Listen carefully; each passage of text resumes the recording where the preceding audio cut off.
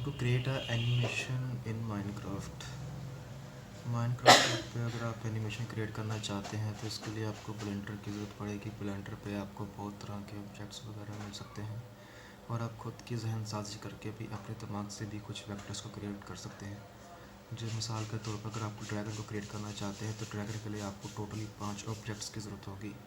सबसे पहले उसका हेड, उसके विंग्स, उसकी बॉडी, उसके टेल्स और उसके हैंड एंड फीट्स वगैरह। दूसरी ओर अगर देखा जाए कि अगर आप ह्यूमन वेक्टर्स को तैयार करना चाहते हैं तो ह्यूमन वेक्टर को तैयार करने के लिए आपके पास चंद इकसाम के कुछ एक रोबोटिक वेक्टर्स मौजूद होने चाहिए जो आपको वेक्टर की मूवमेंट में हरकत देते हैं। वेक्टर की एनिमेशन के लिए जो कि माइनक्राफ्ट के हिसाब से बहुत ही नॉर्मल होती है, यानी कि इसमें कोई इतनी हाई ग्राफिक्स की ज़रूरत नहीं होती। आपको जैसे स्क्वायर बॉक्स के थ्रू ही सारा काम करना पड़ता है। इसके साथ आपको एक रेक्टेंगल सिलेंडर की भी ज़रूरत पड़ती है जो कि आपको वेक्टर की क्रिएशन में बहुत ही आसानी पैदा करते हैं। How to create a animation in Minecraft. Minecraft पे अगर आप एनिमेशन क्रिएट करना चाहते हैं तो इसके लिए आपको ब्लेंडर की ज़रूरत पड़ेगी। ब्लेंडर पे आपको बहुत तरह के ऑब्जेक्ट्स वगैरह मिल सकते हैं और आप खुद की जहन साजी करके भी अपने दिमाग से भी कुछ वेक्टर्स को क्रिएट कर सकते हैं।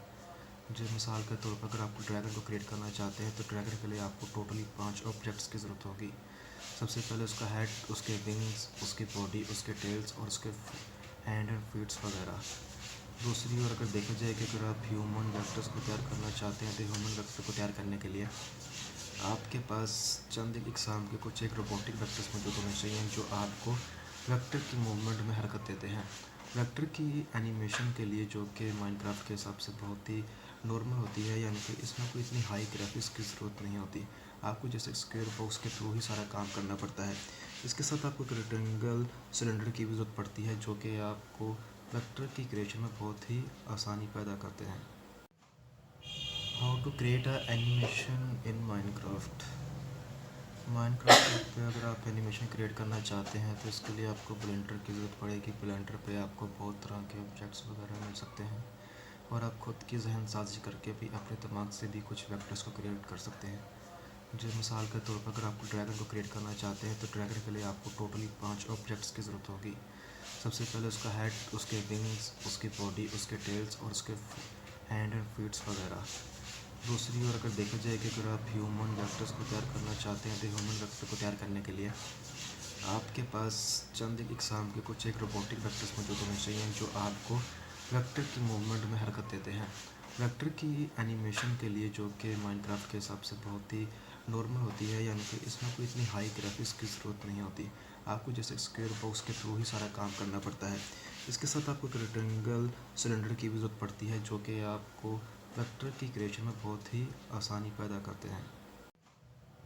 How to create a animation in Minecraft. Minecraft पे अगर आप एनिमेशन क्रिएट करना चाहते हैं तो इसके लिए आपको ब्लेंडर की ज़रूरत पड़ेगी। ब्लेंडर पे आपको बहुत तरह के ऑब्जेक्ट्स वगैरह मिल सकते हैं और आप खुद की जहन साजी करके भी अपने दिमाग से भी कुछ वेक्टर्स को क्रिएट कर सकते हैं।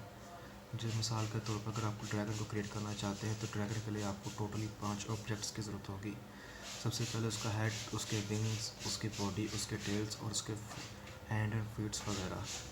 दूसरी ओर अगर देखा जाए कि अगर आप ह्यूमन वेक्टर्स को तैयार करना चाहते हैं तो ह्यूमन वेक्टर को तैयार करने के लिए आपके पास चंद इकसाम के कुछ एक रोबोटिक वेक्टर्स मौजूद होने चाहिए जो आपको वेक्टर की मूवमेंट में हरकत देते हैं। वेक्टर की एनिमेशन के लिए जो कि माइनक्राफ्ट के हिसाब से बहुत ही नॉर्मल होती है, यानी कि इसमें कोई इतनी हाई ग्राफिक्स की ज़रूरत नहीं होती।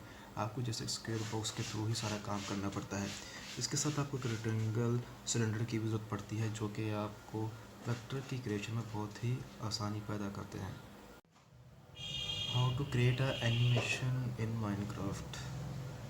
माइनक्राफ्ट पे अगर आप एनिमेशन क्रिएट करना चाहते हैं तो इसके लिए आपको ब्लेंडर की ज़रूरत पड़ेगी। ब्लेंडर पे आपको बहुत तरह के ऑब्जेक्ट्स वगैरह मिल सकते हैं और आप खुद की जहन साजी करके भी अपने दिमाग से भी कुछ वेक्टर्स को क्रिएट कर सकते हैं। जो मिसाल के तौर पर अगर आपको ड्रैगन को क्रिएट करना चाहते हैं तो ड्रैगन के लिए आपको टोटली 5 ऑब्जेक्ट्स की ज़रूरत होगी। सबसे पहले उसका हेड, उसके विंग्स, उसकी बॉडी, उसके टेल्स और उसके हैंड एंड फीट्स वगैरह। दूसरी ओर अगर देखा जाए कि अगर आप ह्यूमन वेक्टर्स को तैयार करना चाहते हैं तो ह्यूमन वेक्टर को तैयार करने के लिए आपके पास चंद इकसाम के कुछ एक रोबोटिक वेक्टर्स मौजूद होने चाहिए जो आपको वेक्टर की मूवमेंट में हरकत देते हैं। वेक्टर की एनिमेशन के लिए जो कि माइनक्राफ्ट के हिसाब से बहुत ही नॉर्मल होती है, यानी कि इसमें कोई इतनी हाई ग्राफिक्स की ज़रूरत नहीं होती। आपको जैसे स्क्वायर बॉक्स के थ्रू ही सारा काम करना पड़ता है। इसके साथ आपको एक रेक्टेंगल सिलेंडर की भी ज़रूरत पड़ती है, जो कि आपको वेक्टर की क्रिएशन में बहुत ही आसानी पैदा करते हैं। How to create a animation in Minecraft. Minecraft पे अगर आप एनिमेशन क्रिएट करना चाहते हैं तो इसके लिए आपको ब्लेंडर की ज़रूरत पड़ेगी। ब्लेंडर पे आपको बहुत तरह के ऑब्जेक्ट्स वगैरह मिल सकते हैं, और आप खुद की जहन साजी करके भी अपने दिमाग से भी कुछ वेक्टर्स को क्रिएट कर सकते हैं। जो मिसाल के तौर पर अगर आपको ड्रैगन को क्रिएट करना चाहते हैं तो ड्रैगन के लिए आपको टोटली 5 ऑब्जेक्ट्स की ज़रूरत होगी। सबसे पहले उसका हेड, उसके विंग्स, उसकी बॉडी, उसके टेल्स और उसके हैंड एंड फीट्स वगैरह। दूसरी ओर अगर देखा जाए कि अगर आप ह्यूमन वेक्टर्स को तैयार करना चाहते हैं तो ह्यूमन वेक्टर को तैयार करने के लिए आपके पास चंद एक एग्जाम के कुछ एक रोबोटिक वेक्टर्स मौजूद होने चाहिए, जो आपको वेक्टर की मूवमेंट में हरकत देते हैं। वेक्टर की एनिमेशन के लिए जो कि माइनक्राफ्ट के हिसाब से बहुत ही नॉर्मल होती है, यानी कि इसमें कोई इतनी हाई ग्राफिक्स की ज़रूरत नहीं होती। आपको जैसे स्क्वायर बॉक्स के थ्रू ही सारा काम करना पड़ता है। इसके साथ आपको एक रेक्टेंगल सिलेंडर की भी ज़रूरत पड़ती है, जो कि आपको वेक्टर की क्रिएशन में बहुत ही आसानी पैदा करते हैं।